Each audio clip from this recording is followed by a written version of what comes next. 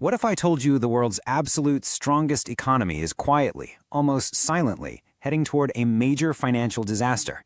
It's one of those questions that feels kind of taboo to even ask out loud, right? But the truth is, it's echoing through the halls of financial institutions all over the globe. Welcome to this explainer. Today we're unpacking a deeply unsettling reality mapped out in our source material. We're looking at a financial system that projects this image of absolute, untouchable strength on the outside, but might actually be hiding a critical structural weakness on the inside. Right now, literally at this exact moment, the United States owes more money than at any other point in its entire history. And what's truly chilling about this isn't just the sheer mountain of money owed. It's the velocity. It's how incredibly fast it's moving. Every single second you watch this explainer, that number just keeps rising. It's this relentless ticking clock that never takes a weekend off, doesn't care about holidays, and certainly doesn't pause for a change in political administration. $34 trillion. Actually, scratch that. You're well past that number now, but just take a second to let 34 trillion sink in. It's a figure so massive, it almost breaks the brain. Most of us look at the United States, the unmatched military reach, the global cultural dominance, the massive tech industry, and we hold on to this comforting, maybe even naive belief that America is simply too big, too powerful to ever fail. We tend to view this debt as just some abstract number on a screen, like it somehow doesn't apply to the basic rules of financial gravity. But history tells a very different story. Time and time again, history shows us that no empire, no matter how vast or incredibly dominant their economy is, gets to stay on top forever. Eventually, the rules of economics apply to everyone. When you look back through the centuries, financial overextension is usually the quiet rot that hollows out a superpower long before the final, visible collapse ever happens. So, this brings us to the ultimate stakes. It presents a terrifying question that top economists are finally starting to ask. And not just in private anymore, but right out in the open. What actually happens if America can no longer control its debt? What happens when the cold, hard math finally catches up with the myth?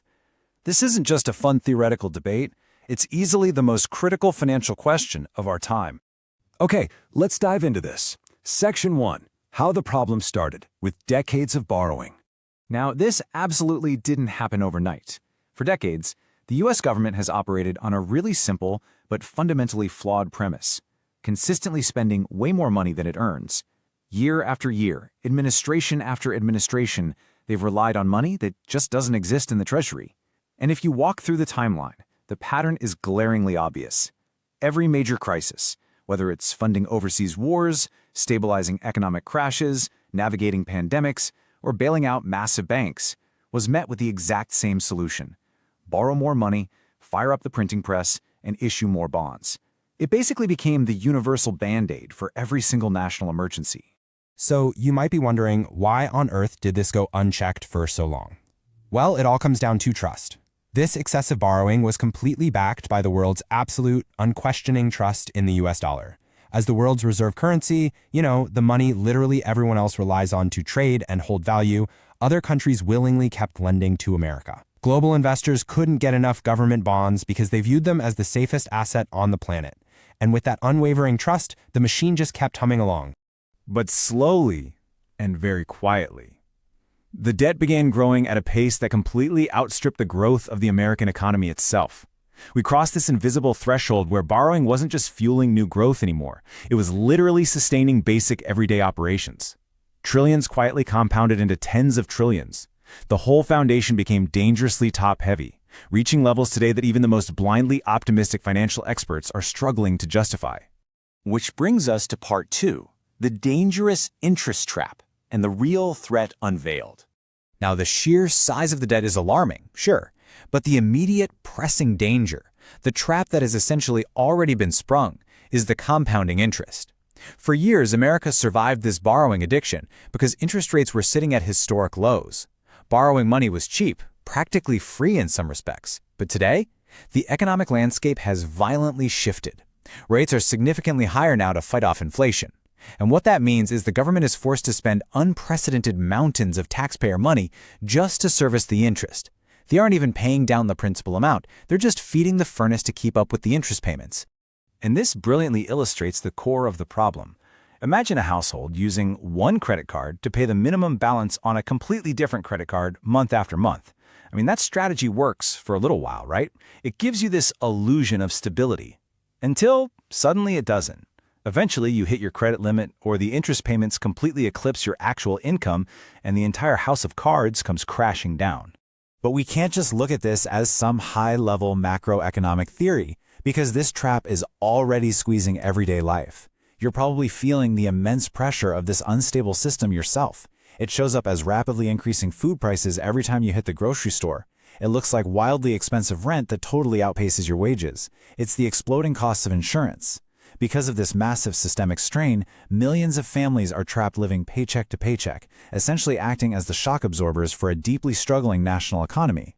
And this leads us to a highly precarious scenario. Think about it. If the broader economy slows down, say tax revenues drop because we hit a recession, while the cost to service that mountain of debt continues to relentlessly climb, the entire system could become incredibly unstable. That flexibility the government used to have, the ability to just borrow its way out of a crisis, that'll be gone, replaced by a suffocating fiscal straitjacket.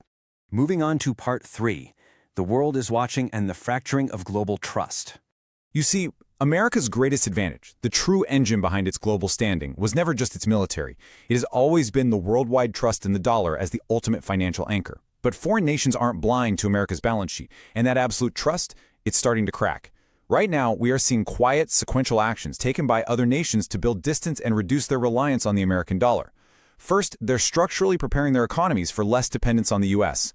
Second, central banks around the globe are buying up massive amounts of gold at record paces to hedge their bets. And third, countries are increasingly setting up bilateral trade agreements that completely bypass the U.S. dollar. And the expert consensus detailed in our source material points to a really grim reality here. This fading global confidence isn't just a blip. It represents a major, long-term threat to American power. Because trust is incredibly hard to earn and remarkably easy to lose. Once that global confidence genuinely starts to fracture, once the rest of the world decides it actually needs a permanent alternative to the American financial system, rebuilding that confidence is extremely difficult. Honestly, it might be impossible. Which brings us to our final section, Part 4, When Will It Break? The Looming Threat. Now let's be clear for a second. Based on the data, America isn't going to just collapse tomorrow morning. The underlying U.S. economy remains incredibly powerful, highly innovative, and deeply, deeply entrenched in global commerce. It's a massive ship, and a massive ship doesn't sink from a single leak. But there is a suspenseful truth to financial history. Debt problems almost always appear entirely harmless, totally manageable, and strictly theoretical, right up until the exact moment they suddenly aren't. Financial crises begin slowly. They bubble under the surface for years, quietly eroding the foundation before snapping and changing absolutely everything overnight. And the terrifying reality is that an American financial crisis of this magnitude wouldn't just stay neatly contained within its borders. The U.S. economy is the bedrock of the entire global financial system. Instability here would instantly radiate outward, sending severe shockwaves across the entire world. It would severely impact global jobs, trigger wild fluctuations in prices, crash international markets, and destabilize currencies far beyond North America. Everything is connected. So, as we wrap up this explainer, the fundamental question kind of shifts. Maybe we shouldn't just be asking if America can survive this debt crisis, but rather confronting a much more haunting thought. Look at the staggering numbers, look at the compounding interest, look at the fracturing global trust, and ask yourself, how long can this system really keep going before something finally breaks?